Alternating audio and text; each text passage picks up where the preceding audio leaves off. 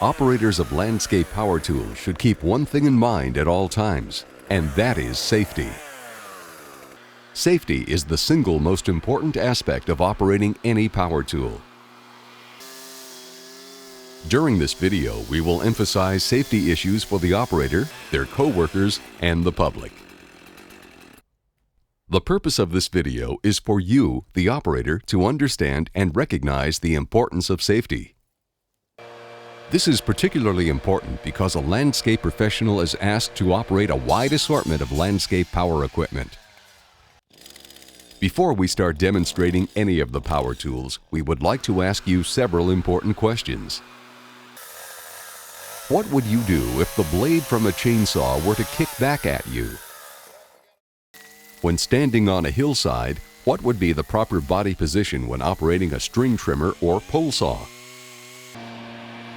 What actions would you take when operating close to coworkers or the public? And if you don't know these answers, who would you consult for the correct safety procedures? These questions and many more will be answered and demonstrated in this video. During the course of this program, we are going to cover 4 of the most widely used of all landscape power tools. These include the chainsaw, the string trimmer, the power blower, and the pole saw. Please keep this important point in mind. No matter how good the information that is provided to you, it's your responsibility to utilize and practice safe operating techniques each and every day. Make it a habit to be safety conscious at all times. And remember, good practices rub off, so set the example for your co-workers and do not take the issue of safety lightly. Now, let's take a look at the preparations a power tool operator can use to protect themselves from injury when using this equipment.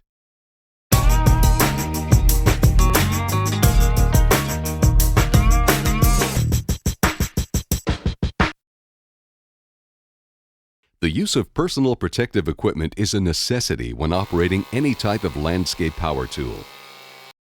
The one part of your body that can have devastating consequences if not adequately protected is your head. So, needless to say, you must always wear an approved safety helmet. Head protection is vital in protecting workers from falling branches or limbs and large pieces of debris. Head protection will also protect the operator from the power tool itself. And don't forget, it can also be used as a source to block out the sun and heat on hot days. And it also functions as an insulator during cold days. And of course, if you were to trip or fall, your head is the most important part of your body to protect. So get accustomed to using head protection every time you use a piece of equipment that could possibly cause a head injury. Eye protection is another important safety issue. The operator must wear safety glasses to protect their eyes from wood chips, sawdust, debris, and other small particles in the air, as well as safety from the tool they are using. In addition, a face guard will cover more of the area around your face, so make sure your face is always adequately protected from any type of debris, flying rocks, or other material being discharged from the power tool. Another important PPE is breathing protection. A simple nose and mouth respirator will reduce the amount of dust and potentially harmful debris from entering your airways. The decibel levels for these power tools are typically very high, and that is why the use of hearing protection is extremely important. Prolonged use of these tools can cause hearing problems or, even worse, hearing loss. Earmuffs or ear plugs will also help reduce the amount of noise that the operator is being exposed to. So, the moral of this story is simple. Wear hearing protection whenever operating equipment that emits high decibels of noise. That will ensure your hearing from being damaged. And remember, everyone's hearing gets weaker as they grow older. The use of non-slip gloves is also very important. Gloves protect your hands from cuts and scrapes, as well as providing protection from the power tool. Remember to wear gloves anytime you're using any of these power tools. Always wear snug-fitting clothes to resist snagging, but make sure your clothes are roomy enough to allow freedom of movement. In many instances, the use of chaps prevents the operator from getting scratches or cuts from branches and obstructions. Chaps will also protect the operator from the piece of equipment they are operating. And finally, always wear a pair of heavy-duty non-slip boots. They will resist slipping and provide protection from logs or other heavy materials that could cause an injury. You should also be equipped with a first aid kit and burn ointment. And be sure to drink plenty of water to stay hydrated throughout the workday.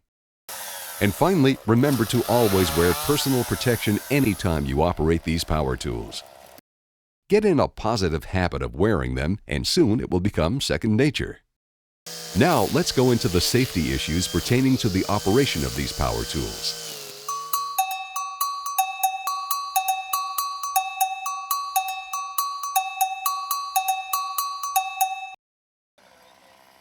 Anytime you operate a chainsaw, there are a series of safety issues to be aware of. A good starting point is to understand the most important safety and operational features for the model being used.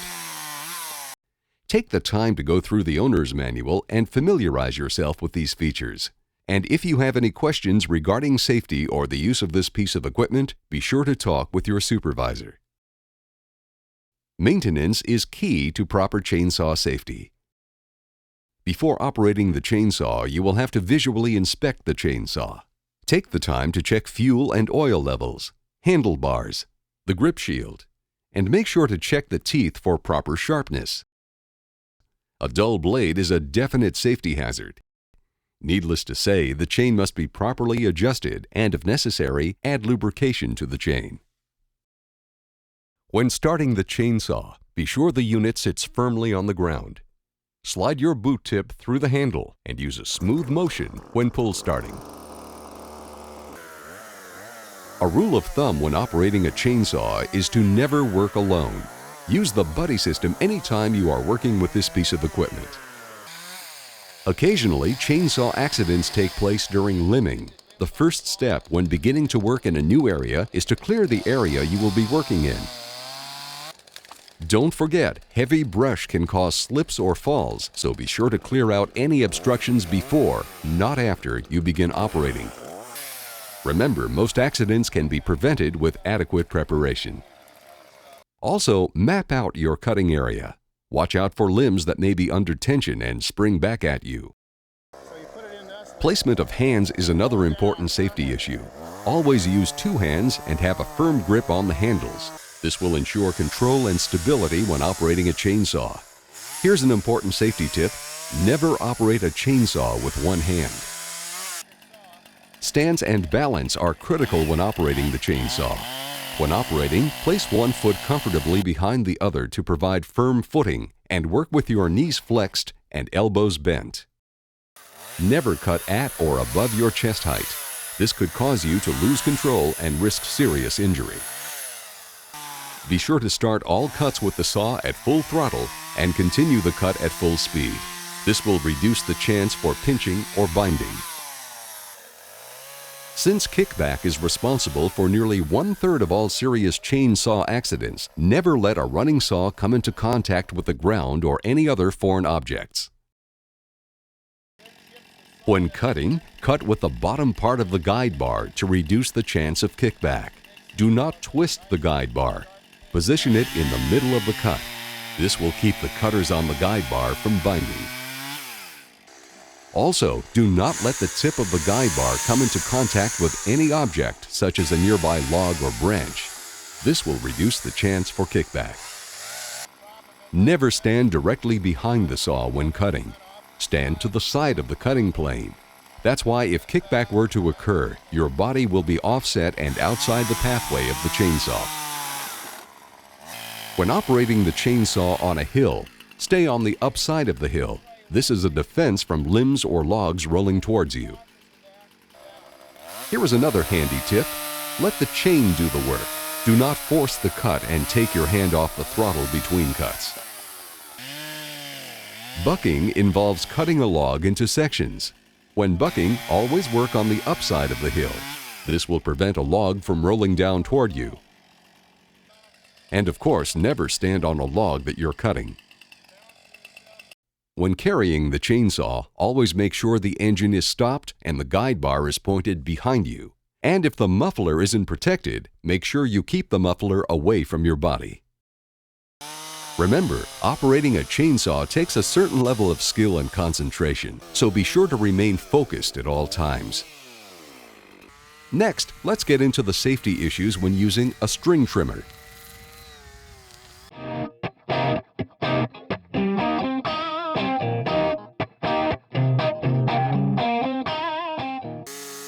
Probably the most widely used of all landscape power tools is the string trimmer. String trimmers present a series of safety issues landscape workers must be aware of. These include wearing the correct personal protective equipment, inspection and maintenance of the string trimmer, protecting the public from injury, and safe operational use. There are several types of attachments for string trimmers. Some come with metal blades, like this one. This attachment is commonly used to cut through blackberries and thicker brush. Other attachments, like this one, are capable of cutting through thicker stalks. But the most common attachment comes with a heavy-duty string, and that is what we're going to cover during this sequence. Before operating the string trimmer, do a visual inspection. This includes checking for loose nuts or bolts, fuel and oil levels, air cleaner, the muffler, and the housing unit. Be sure there is no visual damage to any part of the string trimmer, and if there is, contact your supervisor. Before getting into operational procedures of the string trimmer, it's a good idea to glance through the owner's manual to familiarize yourself with the model being used. When you're ready to operate the string trimmer, do a walk-around of the area you'll be cutting. Be aware of obstructions such as fences, metals, and rocks. Remember to always wear the correct personal protective equipment. Also, realize that when the string comes into contact with gravel or small rocks, there is a good possibility they will kick back at you. So make sure to wear a hard hat with safety glasses and a face shield to protect yourself from injury. Don't operate the string trimmer within 50 feet of the public. As mentioned before, rocks and other debris can shoot out and potentially cause an injury to bystanders. If someone is entering your workspace, stop the motor and wait for them to pass. Stay focused and always be aware of your surroundings. Keep all parts of your body and clothing away from the string head whenever starting or running the engine. Be sure to shut the engine off if you are experiencing excessive vibration or if it appears that the unit is in danger of overheating.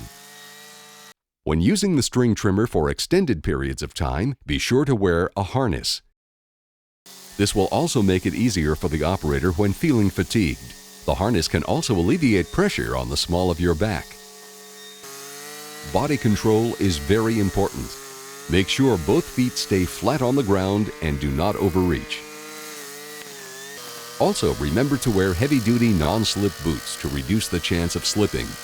These boots will also protect your feet from accidental contact with the string or contact with small rocks. Keep the string head as close to the ground as possible.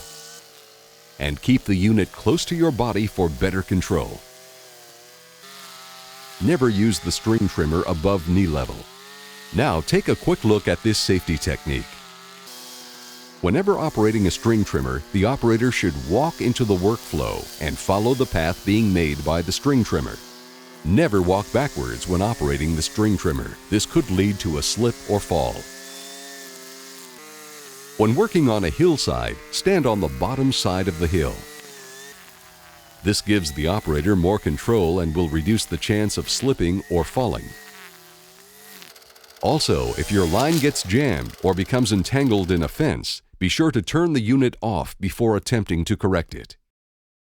Occasionally check the handles and be sure to keep them dry at all times. This will ensure that you have a firm grip on the machine.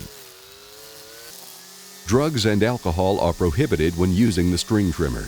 Remember, operators need to remain focused and be clear-minded whenever working on any type of power equipment.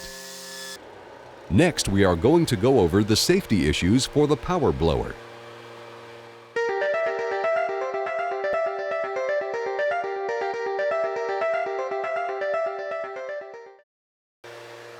Power blowers are a fast, efficient, and very quick way to clean a large area of debris. They are a shortcut to alternatives such as sweeping or raking.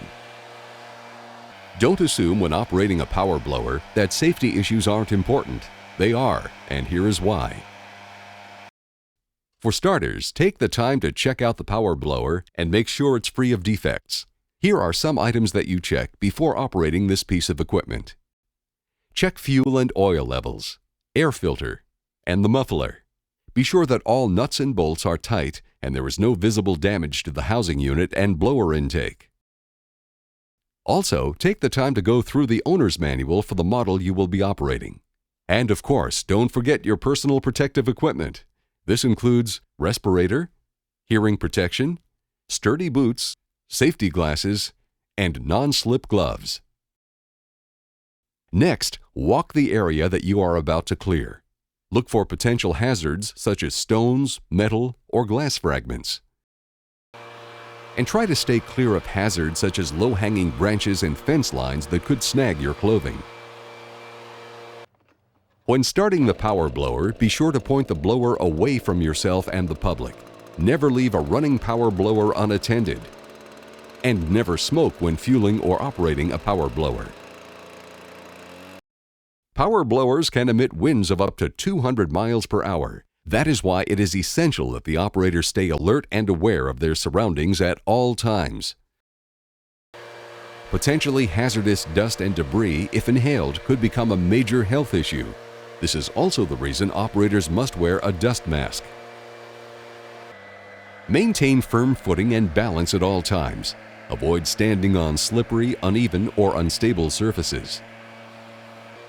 Do not use the power blower in awkward positions that could strain your back, and never operate it on a ladder. Sometimes you will run into debris that should not be blown away with a power blower. When encountering debris such as glass, you will need to clean it the old-fashioned way. Use a broom. When working around the public, stay alert. Turn down the throttle if anyone enters your workspace. Wait until they're an adequate distance away before resuming work. Always walk into the work when you're removing debris. Never walk backwards. Use a sweeping motion like this to keep your work in front of you. And when cleaning debris, be sure to blow it into a confined area. This will make it easier to dispose of. Also, potentially dangerous obstructions can be hidden under leaves and debris, so stay alert and focused at all times to avoid a trip or fall. When using the power blower in open areas, you will need to operate the throttle at a higher speed.